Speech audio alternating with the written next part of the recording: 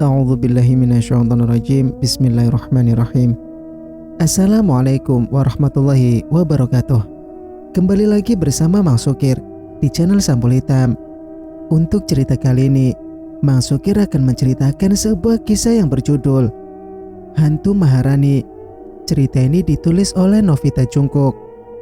Cerita ini masih ada keterkaitannya dengan cerita yang berjudul Kemaluan Membusuk Akibat Pesugihan Genderuwo. Jadi bagi teman-teman yang belum menyimak, silakan bisa mendengarkannya dulu karena sudah ada full versionnya. Dan tak perlu berlama-lama lagi, bagaimanakah untuk cerita kali ini? Ini dia kisahnya. Selamat mendengarkan. Jalanan yang gelap dan juga disertai rintik gerimis mengiringi perjalanan Andrew menuju kampung halamannya. Biasanya ia hanya akan pulang setahun sekali setiap lebaran saja. Namun sekarang ia pasti akan lama di sana karena Andrew baru saja dipecat oleh perusahaan. Rasanya sangat menyeramkan melewati jalan yang sepi di kampung ini. Apalagi Andrew terbiasa dengan jalan ramai yang mobil banyak berlalu lalang. Kalau naik motor pasti sangat terasa seramnya, batin Andrew dari dalam mobil. Baru saja ia berbicara demikian, mendadak mobilnya mati. Berulang kali ia coba hidupkan dengan perasaan yang panik. Namun usahanya gagal. Mobil Andrew sama sekali tidak mau menyala. Ya Allah, bagaimana ini? Andrew sangat panik sekarang. Perjalanan ke rumah masih sekitar 1 kilometer lagi. Andai kata sekarang adalah siang hari, pasti Andrew tidak akan berpikir ulang mau berjalan. Masalahnya sekarang adalah malam yang pekat. Jam sudah menunjukkan pukul 9 malam. Memang Andrew tadi sengaja berangkatnya selepas maghrib. Ponselnya juga mati saat menghubungi ayahnya untuk meminta jemput. Rasanya sekarang ia sangat bimbang harus bagaimana. Tidak mungkin pula menunggu semalaman di dalam mobil dengan jalanan yang sangat sepi ini. Suara binatang malam semakin menambah seramnya suasana. Pohon bambu di depan sana terus bergoyang dengan daunnya yang sangat rimbun itu. Tidak mungkin aku berani berjalan kaki. Diam di sini semalam pun aku tidak akan berani. Andrew begitu bimbang harus bagaimana. Jantungnya terus berdetak kencang karena ujung matanya melihat sesosok makhluk yang terus memperhatikannya. Bajunya penuh dengan darah dan tampak ia bergerak dengan gerakan patah-patah. Aku tidak mungkin sanggup menahannya. Akan lebih baik jika aku berlari saja, putus Andrew. Jika di dalam mobil terus, Andrew hanya akan menahan ketakutan semalaman. Pikirnya jika pulang maka ia akan segera lepas dari para makhluk yang menyeramkan itu. Lindungi hamba ya Allah. Andrew menggendong ranselnya di pundak. Dengan sangat terpaksa pemuda ini keluar dari mobil sambil menghidupkan senter tangan. Ia berlari kencang meninggalkan mobilnya dan masuk ke dalam jalanan yang melewati pring atau bambu yang sangat tebal itu. Walaupun jalanan sangat licin karena gerimis, Andrew tetap berlari cepat agar segera tiba di rumah dengan selamat. Tak lupa sambil terus berdoa dalam hati, karena firasat Andrew mengatakan makhluk menyeramkan itu terbang mengikutinya. Andrew tak berani menoleh karena tak kuat melihat wajahnya yang hancur. Selama di kampung, baru kali ini Andrew ditampakkan oleh setan. Lebih tepatnya selama 1 tahun belakangan ini. Di kota pun ia sering mendapatkan gangguan. Walau tidak menampakkan wujudnya, namun Andrew bisa merasakan sosok yang sering datang kepadanya. Barulah di kampung ini, Andrew sekarang bisa melihat. Ternyata masih jauh juga. Keluh Andrew terengah-engah. Leher belakang Andrew seperti ada tangan dingin yang menyentuhnya. Jelas barusan ia merasakan sentuhan yang sangat dingin disertai bau yang sangat memualkan perut. Leher Andrew seperti dipaksa untuk menoleh ke belakang. Ia memutar tubuh dan melihat sosok itu menatapnya hanya dengan jarak beberapa senti. Pandangannya sangat sedih seolah ada cerita kelam dalam diri hantu wanita ini. Tangannya terangkat dan gemeretak tulang terdengar dalam telinga Andrew. Siapa kau? Kenapa menggangguku? Andrew memberanikan diri untuk bertanya.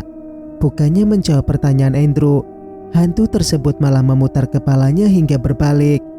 Bahkan seluruh tubuhnya luruh ke tanah dengan potongan kecil-kecil. Usus serta jeroan lainnya ikut keluar. Andrew lemas tak bisa lagi mau lari. Rasa takut dan ngeri bercampur dalam hatinya sekarang. Sosok itu mengeluarkan suara tangisan yang serak.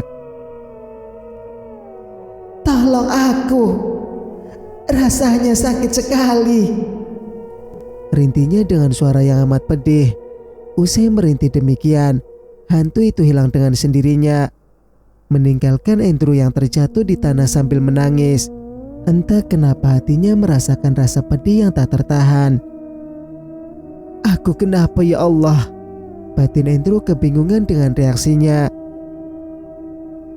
Sementara di tempat lain, rumah besar dan bisa dibilang paling bagus di kampung ini. Penghuninya hanya sepasang suami istri yang sudah tidak muda lagi. Laras yang berusia 48 tahun dan suaminya yang sudah berusia 67 tahun. Usia Adi dan Laras terpaut jauh. Walau Laras menikah dengannya telah menjanda 2 kali, namun Laras masih muda dan cantik. Karena itulah Adi yang baru datang dari kota langsung jatuh cinta pada janda 1 anak ini.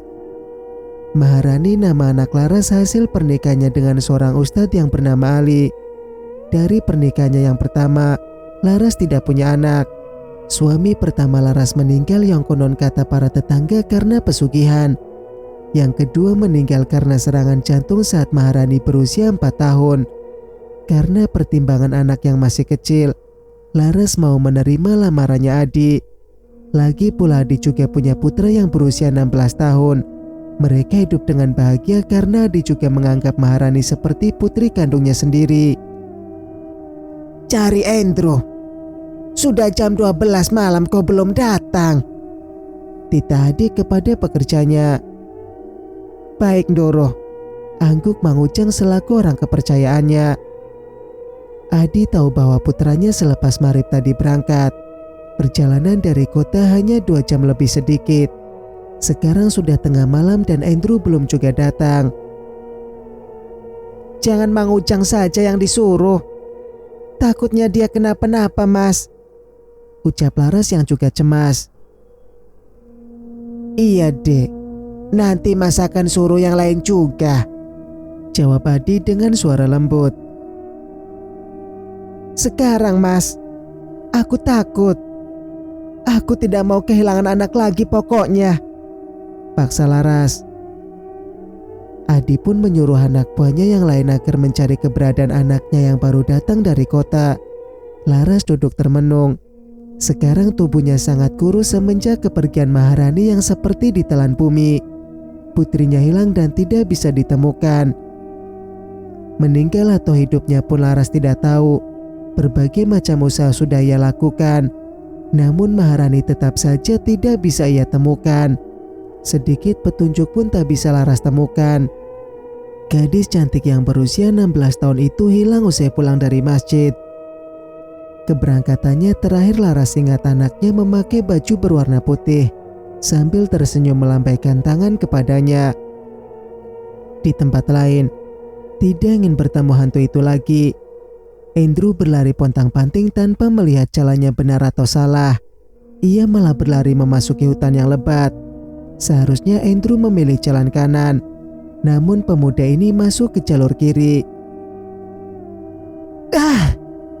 Karena tidak hati-hati dan tidak memperhatikan jalan, Andrew terpleset dan tergulung-gulung ke dalam lumpur yang ada airnya sedikit. Baunya pun sama dengan hantu yang mendatanginya tadi.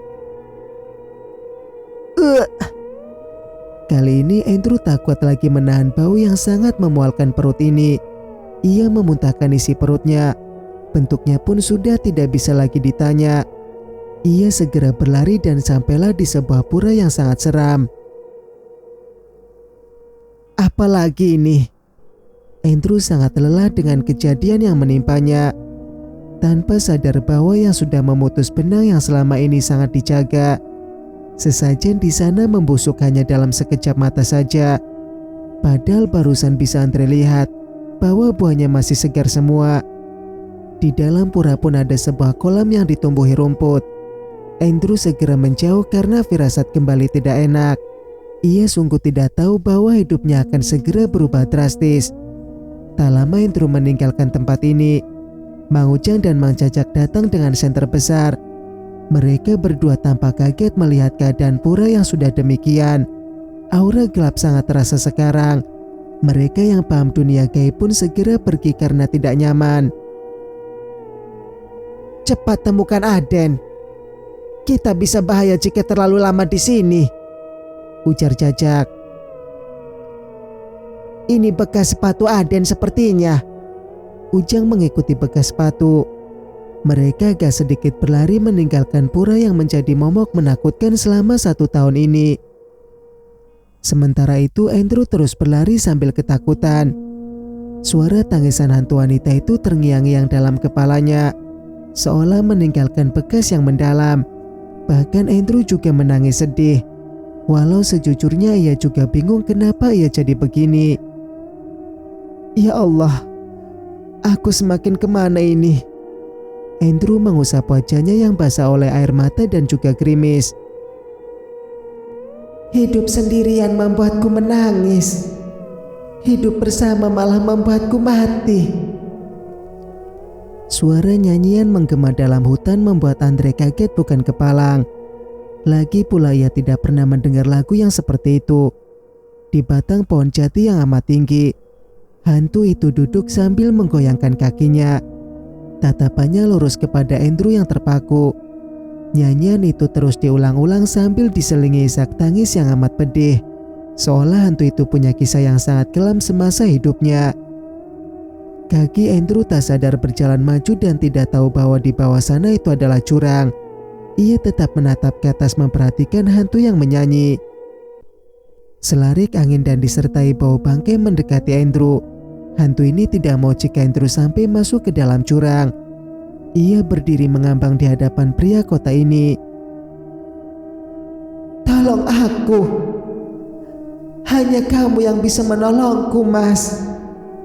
Hantu ini kembali minta tolong sebelum menghilang. Kenapa kau menggangguku? Andrew bertanya dengan suara gemetar karena takut. Hantu itu menghilang tanpa menjawab pertanyaan Andrew, yang membuat jantung Andrew berdegup. Saat hantu itu menghilang, ada sebuah tangan hitam besar yang menariknya. Apa ini ya Allah? Ada apa ini sebenarnya? Panik Andrew karena hatinya sangat cemas. Andrew gelisah karena takut hantu wanita itu tersakiti, seolah itu adalah sanak saudaranya yang akan celaka. Jelas sekali bahwa hantu tadi tersenyum kepadanya sebelum menghilang. Perasaan apa ini? Kenapa aku cemas kepadanya? Andrew sangat bingung kepada dirinya sendiri. Selagi Andrew yang bingung pada hatinya, dari kejauhan tampak cahaya senter yang mengarah kepadanya. Mereka semakin mendekati Andrew yang masih bingung melongo sendirian.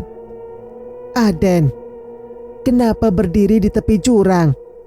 Ujang menarik anak tuannya. Ya Allah, tentu saja Andrew kaget karena tiba-tiba saja pundaknya ditarik orang dari belakang. Padahal ia masih kebingungan dengan apa yang baru ia saksikan. Ayo kita pulang, Den. Jangan masuk hutan ini lagi, cemas Ujang. Bagaimana kalian bisa menemukanku? Tanya Andrew. Kami mengikuti jejak sepatu Aden. Untungnya tidak terjadi apa-apa. Jajak nampak sangat cemas. Selama dibonceng dengan sepeda motor oleh Ujang pun, Andrew tetap diam karena pikirannya sangat terganggu dengan pemandangan tadi. Ia merasakan kehilangan setelah hantu gadis itu ditarik oleh tangan hitam.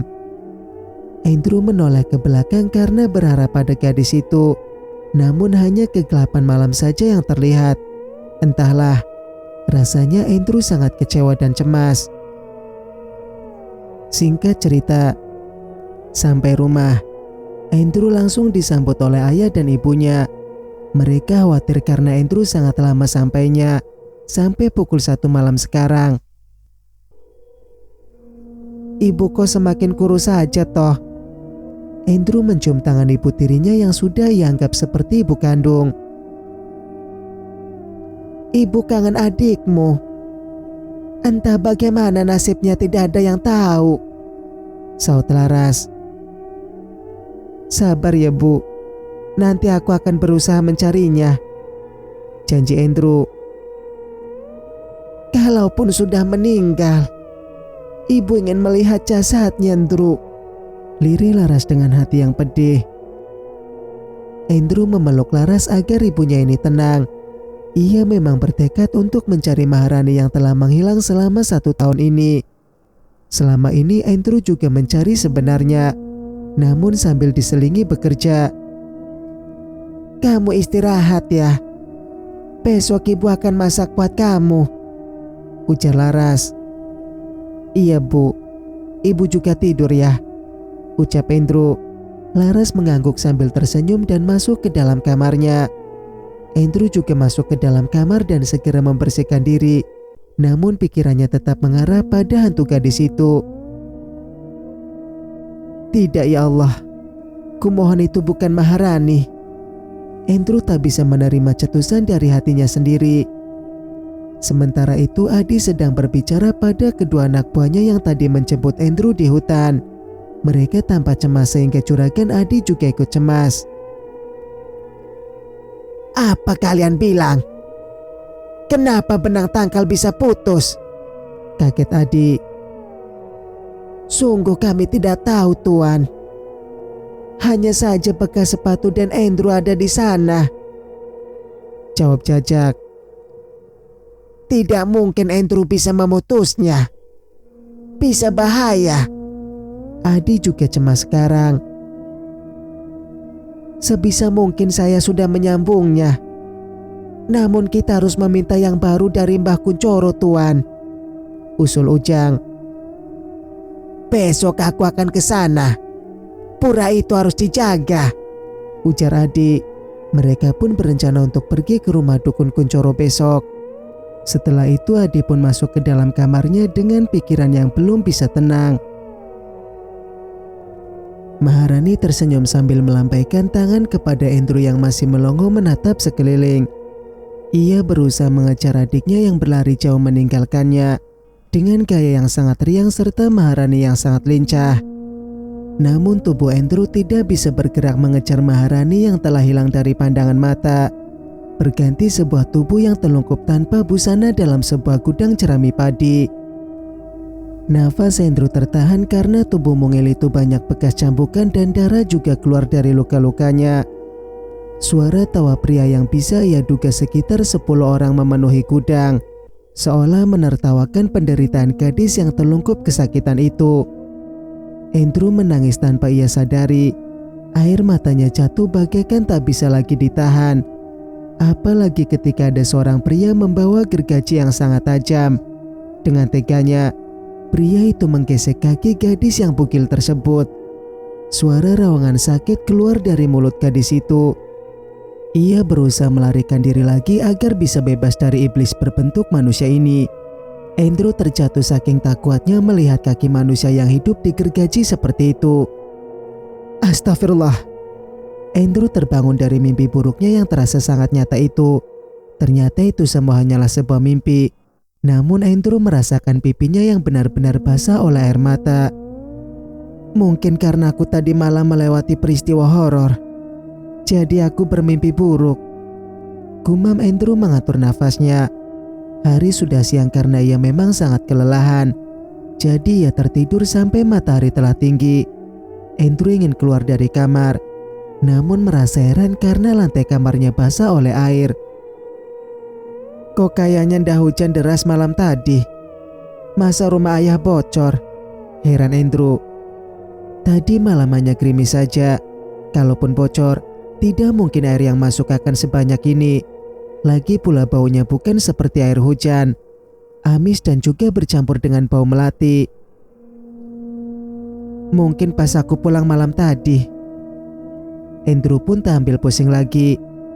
Di dapur Laras sedang memasak untuk putranya yang baru tiba. Karena Laras memang tidak pernah pilih kasih walau Andrew bukan anak kandungnya. Ibu masak apa toh? Andrew menghampiri ibunya. Ayam semur kesukaanmu. Sana cuci muka, ujar Laras. Aku udah cuci muka saja udah ganteng kok, Bu. Andrew menggoda ibunya sambil mencomot tempe goreng. Laras hanya tersenyum mendengar ucapan putranya. Mereka punya pembantu, namun Laras ingin masak untuk putranya. Andrew memang suka dengan masakan Laras yang rasanya sangat spesial menurut lidahnya. Ibu kok sedih gitu? Andrew melihat Laras yang muram. Andaikan adikmu ada bersama kita, pasti sekarang dia sangat senang. Laras berkata sambil menatap keluar jendela dapur yang terbuka.